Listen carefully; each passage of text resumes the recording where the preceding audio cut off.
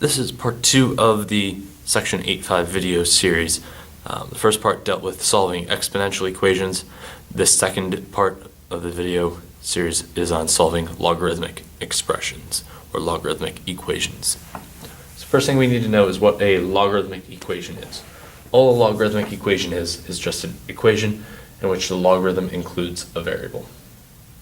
So a logarithmic equation is an equation in which the logarithm includes a variable.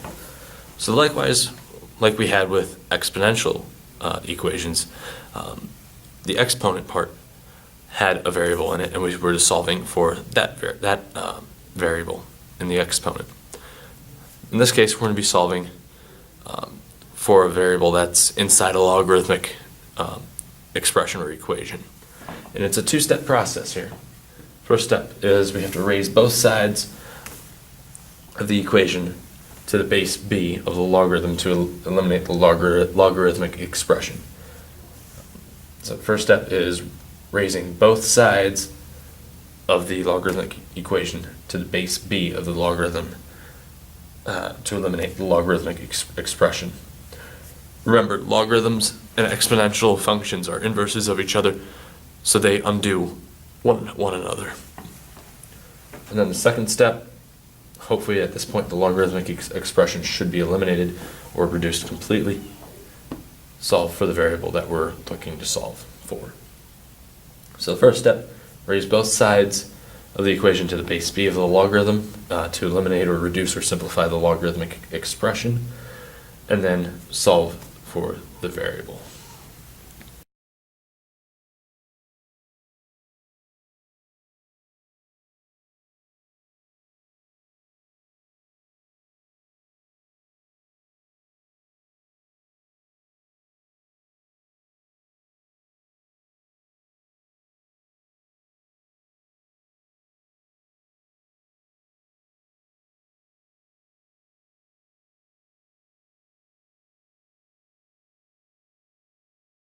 So here's our first example of solving these logarithmic expressions here.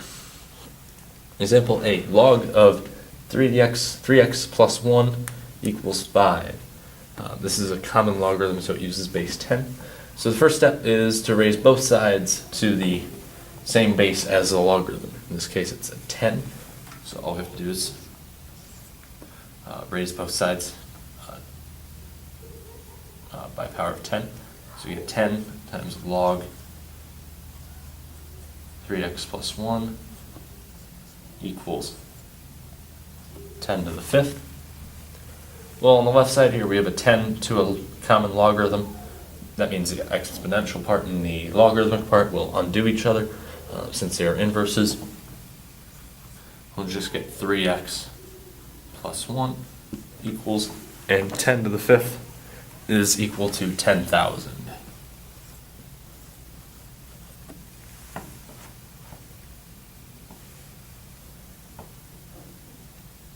Or I think it should be 100,000.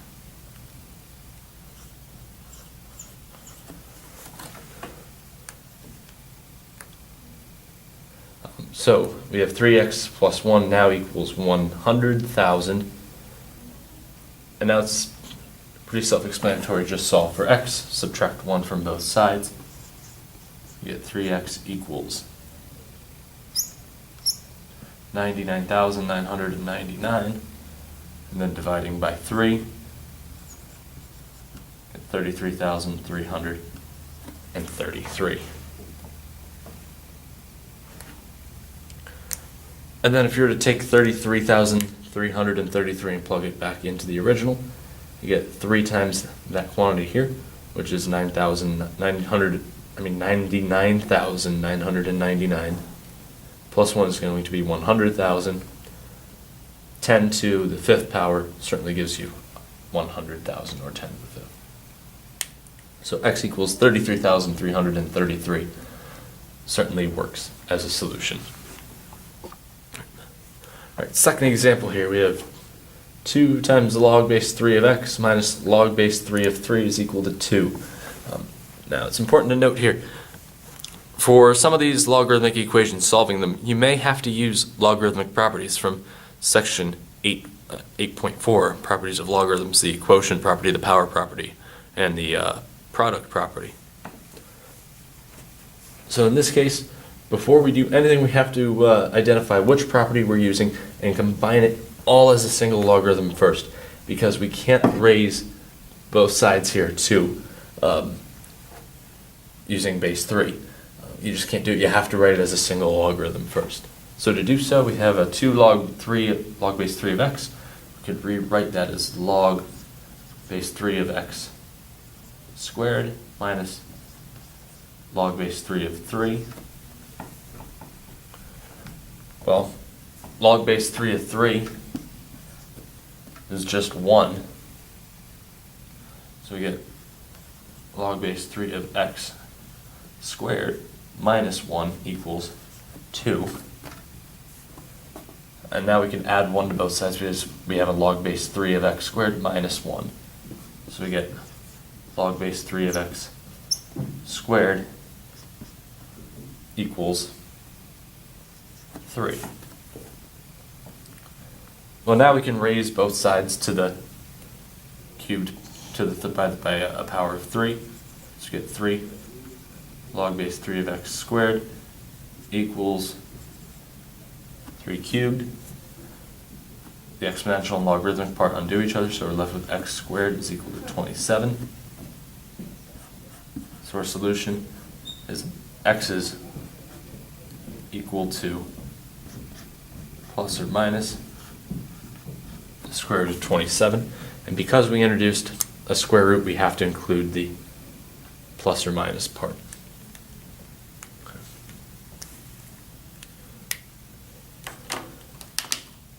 Now, if you wanted to, you could take this step here and make it log base 3 of x squared over 3 is equal to 2, and then raised it to the with a base 3. So you get 3 log base 3 of x squared over 3 equals 2. So you get x squared over 3 is equal to 2.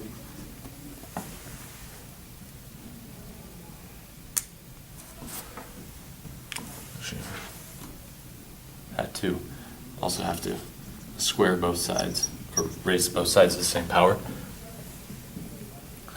And then you get x squared equals 3 cubed. Well, that just takes you right back to x squared equals 27. So either way works. You could have done it either way. If you wanted to make that log base 3 of 3 1 and then add it to both sides, you could do that as well and then raise both sides using base 3.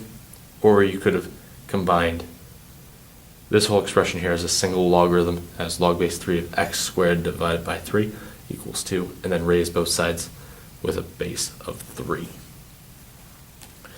And you would have received, in both cases, you would receive x is equal to plus or minus root 27. So one more example with solving logarithmic equations here. We have log base 2 of 5 is equal to log base 2 of 10 minus log base 2 of quantity x minus 4. So in this case, on both sides, we have a log base 2 of 5 on one side, and we have a log base 2 of 10 minus a log base 2 of quantity x minus 4 on the other side. For this one, if you see something like this, you could go through the pain of subtracting log base 2 of 5 from both sides, but there's a little bit of an easier way to do this. I'm just going to leave this log base 2 of 5 alone for the time being, and I'm only going to work with the right side. Well, when we work with the right side, we get log base 2 of 5 equals, and now let's combine this all into one single logarithm. And by doing that, we get a log base 2 of 10 over x minus 4. And now, here's where the trick comes in. We have a logarithm with base 2 on both sides. Now let's raise both sides using the same base, the base 2. So we get 2 log base 2 of 5 equals 2 log base 2 of 10 over x minus 4. Well, we have a 2 raised to the logarithm with base 2. They cancel each other out. We're left with a 5 equals a 2 to the log base 2. Those will cancel each other out or undo each other since they're inverses. And we'll just be left with 10 over x minus 4. And now what we're doing is just solving for x. So I'm going to multiply both sides by x minus 4 to get 5. X minus 4 equals 10. Divide both sides by 5 and get x minus 4 is equal to 2. And then add 4 to both sides to get x is equal to 6.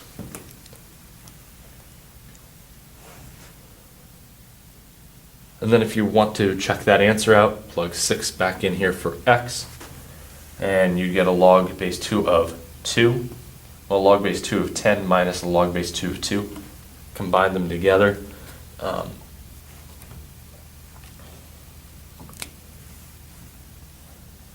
There. If we take it and put 6 in for x, we get log base 2 of 10 minus log base 2 of 6 minus 4. Well, that's log base 2 of 10 minus log base 2 of 2. And now just apply the quotient property. And we get log base 2 of 10 divided by 2. Well, 10 divided by 2 is 5. So we're left with log base 2 of 5. Log base 2 of 5 on the right, log base 2 of 5 on the left. They're equal. 6 is a valid solution.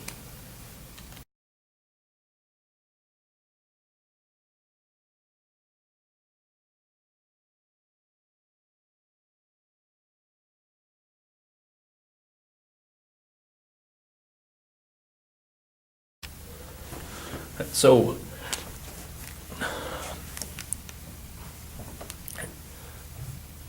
this next example is an example of a exponential equation in which we're solving for x. The difficulty level is a little bit more difficult, but the process is still the same.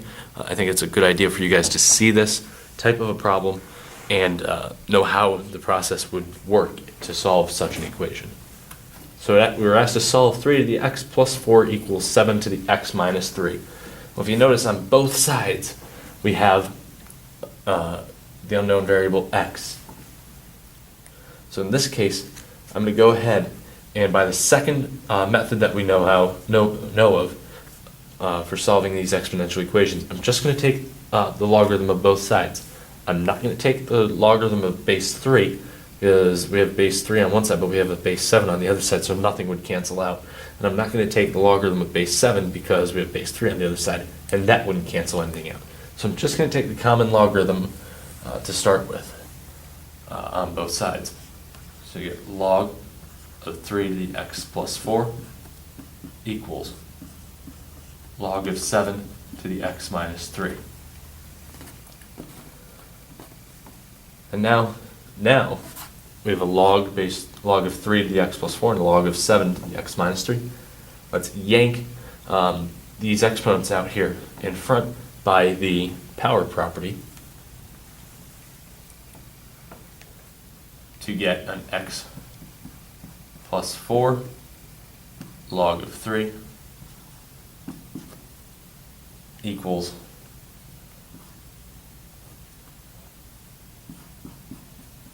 x minus 3 log of 7. Well, from here, we have x log 3 plus 4 log 3 equals x log 7 minus 3 log 7. We have a 4 log 3 and a negative 3 log 7. Let's bring the negative 3 log 7 to the other side. So just add 3 log 7 to both sides.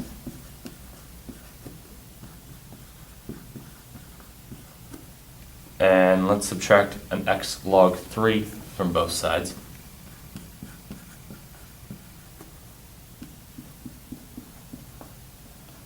So the x log 3 will cancel, and then negative 3 log 7 will cancel, and we're just left with 4 log of 3 plus 3 log 7 equals x log 7 minus x log 3. Well, here we can combine this using properties of logarithms to get log of 3 to the 4th plus log of 7 cubed equals, and there's a common factor of x here, so we can factor out the x and get log of 7 minus log of 3, and combine these together using the product rule to get log of 3 to the 4th, 7 cubed, equal to x log of 7 minus log of 3. In the last step, get x by itself, divide everything by a log of 7 minus a log of 3.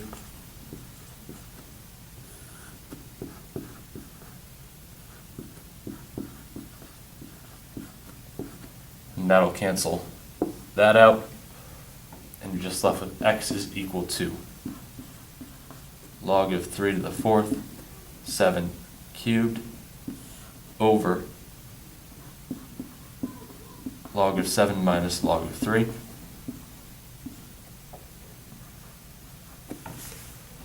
And then when you plug that all into the calculator, you get a log of 3 to the 4th times 7 cubed divided by a log of 7 minus a log of 3. You will get a value of about 12.0762 as an answer. So let's recap and see how this original equation here was solved. Took the common logarithm of both sides and used the power property to yank the x plus 4 out in front and the x minus 3 out in front, and then just took this and expanded it to be x log 3 plus 4 log 3, and did the same on the left side to get x log 7 minus 3 log 7. And then did a little bit of manipulating, moved the x log 3 to the right side by subtracting x log 3, and took the negative 3 log 7 and moved it over to the left side by adding 3 log 7. So we had 4 log 3 plus 3 log 7 on the left equals x log 7 minus x log 3. Left side here, 4 log 3 plus 3 log 7. We were able to combine that all into one term and get it to be log of 3 to the 4th 7 cubed using the power property first, and log of 3 to the 4th plus log of 7 cubed, and then using the product property to get log of 3 to the 4th 7 cubed. And then on the right side, I noticed that there's a common factor of x for both, so you yanked the x out and got x times log of 7 minus log of 3. And then we were able to, and since we're solving for x, we could take that quantity log of 7 minus log of 3, divide it from both sides to get x isolated by itself. So we have x is equal to this value here, log of 3 to the 4th 7 cubed, divided by the quantity log of 7 minus log of 3. And this is the exact precise answer. But then if you were to take that and enter it into the calculator, you would get a value of 12.0762.